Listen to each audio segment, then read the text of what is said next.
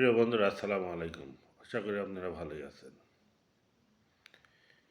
আজকে বাংলাদেশে যত অকর্ম, যত ফ্যাসাদ, যত দাঙ্গা হাঙ্গামা সব কিছু হচ্ছে সাবেক প্রধানমন্ত্রী শেখ হাসিনার নেতৃত্বে। আজ ইসকন নামে যে সংগঠনটি চট্টগ্রামে যে উচ্ছৃঙ্খল কার্যক্রম এবং সন্ত্রাসী কার্যক্রম চালিয়েছে, সেটা আমরা সাধারণ মানুষ হিসাবে মেনে নিতে পারি না। আজ আমরা জাতিগতভাবে এতই দুর্বল নয় যে সামান্য ইসকনের মতো একটি সংগঠনকে ভয় করে আমরা ঘরে উঠব। আজ আমরা এ দেশের যত বড়ই বিপদ আসুক না কেন, এ দেশকে যত বড়ই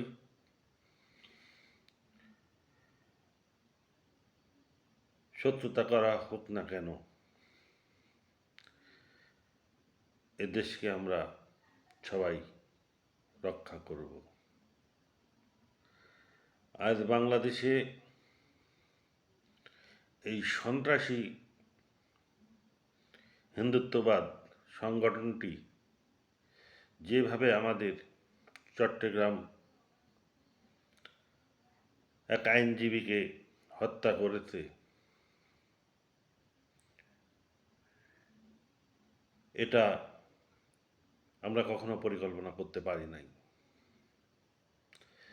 যে একজন উকিলকে বা আইনজীবীকে এ দেশের হিন্দুরা জবাই করবে, এটা পরিকল্পনার বাহিরে। প্রিয় ভাইয়েরা আমার, আপনারা নিশ্চয়ই বুঝতে পারছেন যে আজ এই হিন্দু ধর্মাবলম্বীরা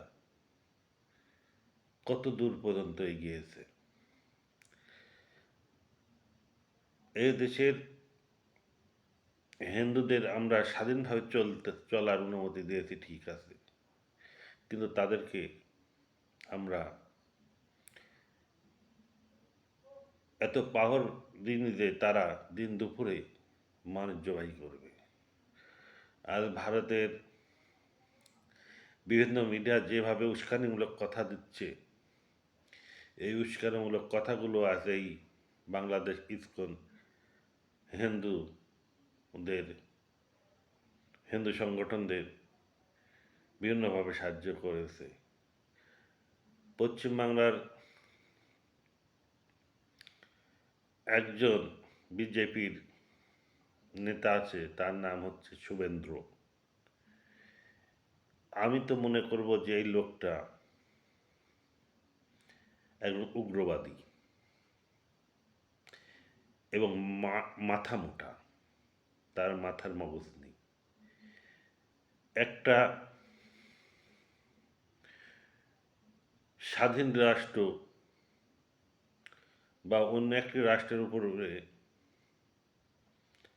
বা একটা দেশের উপরে যে কিভাবে কথা বলতে হয়, এই লোকটির জানা নেই।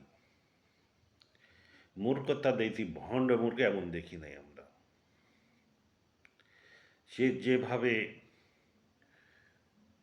পশ্চিমবঙ্গের হিন্দুদের খেপিয়ে তুলছে মিথ্যা প্রলোভন দিয়ে, সে একজন নেতা হয়ে তার এই কাজ কি করা ঠিক হচ্ছে?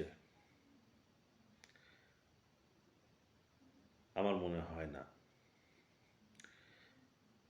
আজ বাংলাদেশে যেভাবে একজন মুসলিম ভাইকে জবাই করা হয়েছে,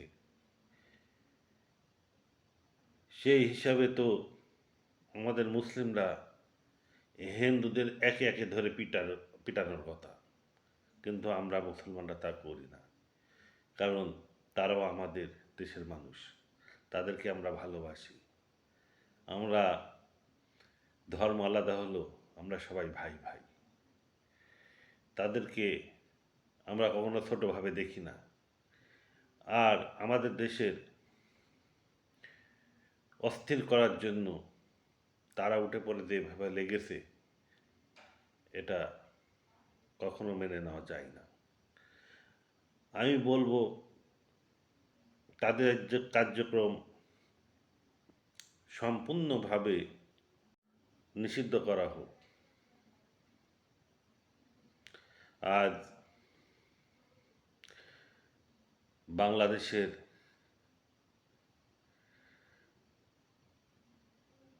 হিন্দুরা যেভাবে সুখের জীবনযাপন করতে পারে, কিন্তু ইন্ডিয়াতে আমাদের মুসলিম ভাইয়েরা তো সেভাবে চলতে ফিরতে পারে না। তাদেরকে মসজিদে নামাজ পড়তে দেওয়া হয় না। তাদেরকে গরুর মাংস খাওয়ার জন্য কুপিয়ে মারা হয়। আজ কয়েকদিন আগেও উত্তরপ্রদেশে শাহী মসজিদে দখল নেওয়া কেন্দ্র করে কোর্টের এক রায়ে মসজিদে ঢোকা নিয়ে আমাদের 4 জন মুসলিম ভাই বোনদের ভাইকে তারা হত্যা করেছে। তাদের নিজের দেশেই তো তারা সংখ্যালঘুদের সঠিকভাবে রাখতে জানে না। তারা আবার বাংলাদেশ নিয়ে এত বড় বড় কথা কয় কী কারণে? আজ তাদের স্বার্থ এদেশ থেকে উঠে গেছে এই কারণে। তাদের প্রভু দেশে নেই এই কারণে। তারা বাংলাদেশ থেকে আর লুটে পুটে খেতে পারবে না এই কারণে। আজ বাংলাদেশে বিশ্ব দরবারে তারা সংখ্যালঘু নির্যাতন চলছে, এই বিষয়টা তুলে ধরতে চাচ্ছে, কিন্তু তারা কোনোভাবেই এই মিথ্যাকে জয় করতে পারবে না। আজ তাদেরকে সঠিক পথে আনতে হবে, এবং এই ভারতকে সঠিক পথ না আনতে হলে আমাদের বাংলাদেশই লাগবে, আমাদেরই লাগবে। তাছাড়া ওরা কোনো সঠিক পথে পথচারণ করবে না। যে দেশের শিক্ষিত মানুষরা অশিক্ষিতের মতন আচরণ করে, বিজেপির নেতারা, সেটা কখনো মেনে নেওয়া যায় না। আজকে এ পর্যন্ত।